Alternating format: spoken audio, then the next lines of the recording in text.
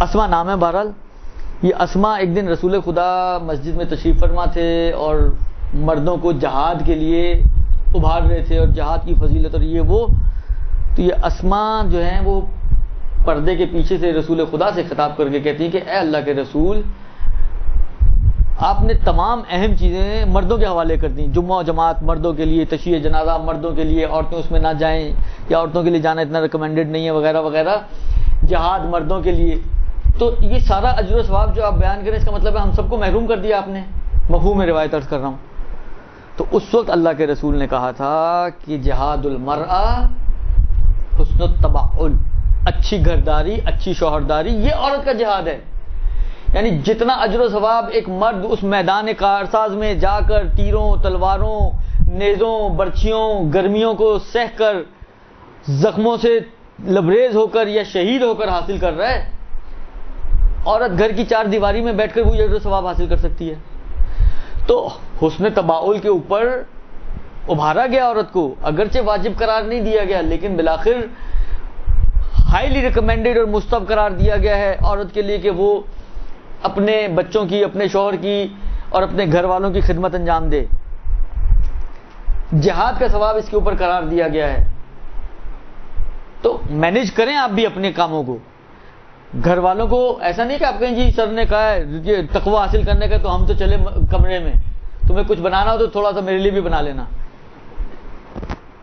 میں یہ نہیں کہہ رہا ہوں، آپ اہتمام کریں، لیکن کہنے کا مقصد یہ کہ یہ نہ ہو کہ آپ کا پورا ٹائم جو قیمتی وقت ہے، خاص طور پر افطار کے قریب کا وقت دعاؤں کی قبولیت کا وقت ہے. پیغمبر نے اسی خطبے میں کہا ہے کہ تمہاری دعا، اپنے ہاتھوں کو بلند کرو دعاؤں کے لیے نمازوں کے ٹائم پر.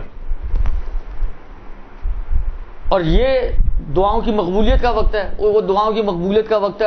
خاتون خانہ کو فکر پڑ گئی ہے پکوڑوں میں نمک ٹھیک ہے، سموسے کچے تو نہیں رہ گئے. یہ آخر تھوڑا سا، اب میں نے کہا نا کہ دیکھیں تھوڑا سا میں مردوں کو بھی عرض کروں گا کہ وہ تھوڑا سا وہ بھی کمپرومائز کریں.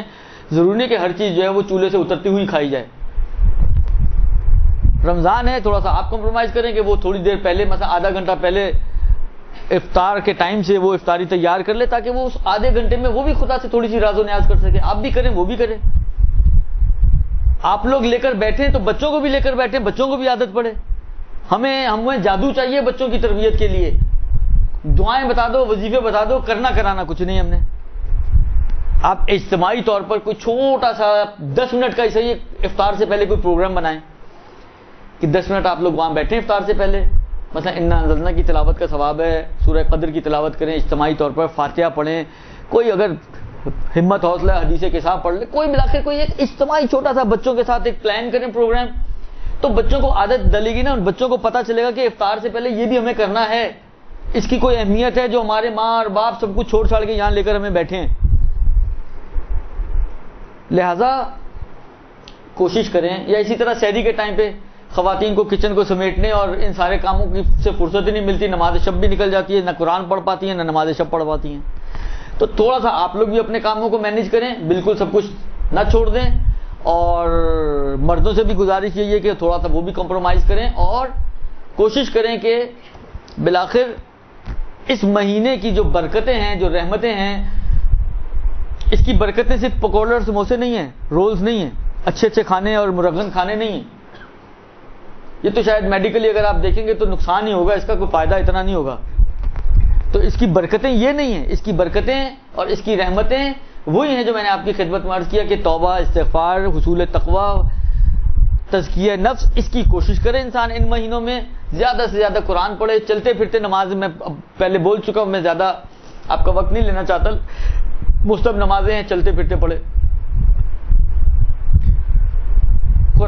جتنا قرآن آپ کو حفظ ہے، اگر دیکھ کے پڑھنے کا موقع نہیں مل رہا تو چھوڑ نہ دیں. جتنا حفظ ہے وہی سورہ دوبارہ تکرار کرتے رہیں، کیونکہ وہاں پر کہیں یہ نہیں آیا کہ پورا قرآن اول سے آخر تک سیکوینس سے پڑھو. تلاوت قرآن کا ثواب ہے، ایک آیت کا ایک قرآن جتنا ثواب ہے. اتنا ثواب کہیں اور نہیں ملتا آپ کو. مجھے کوئی یاد نہیں پڑتا کوئی اور دن، حتیٰ کوئی اور دن بھی ایسا میری ذہن میں نہیں ہے اس کو کم سے کم، کہ جس میں یہ آیا ہو کہ ایک آیت ایک قرآن کے ثواب جتنا اجر و ثواب رکھتی ہے سوائے رمضان کے. تو جتنی آیات، جتنے سورے آپ کو حفظ ہیں، کھانا پکا رہی ہیں، جھاڑو پوچھا کر رہی ہیں، کپڑے دھو رہی ہیں، برتن دھو رہی ہیں، اسی دوران آپ ساتھ ساتھ قرآن پڑھتی رہیں، آپ کا میٹر ڈبل آن میٹر ہو جائے گا. آپ کا خدمت حسن تباؤل بھی چل رہا ہے کہ جو خود جہاد کا ثواب رکھتا ہے، پلس قرآن کا ثواب، رمضان کی برکتیں وہ بھی آپ کو ساتھ ساتھ حاصل ہو رہی ہیں.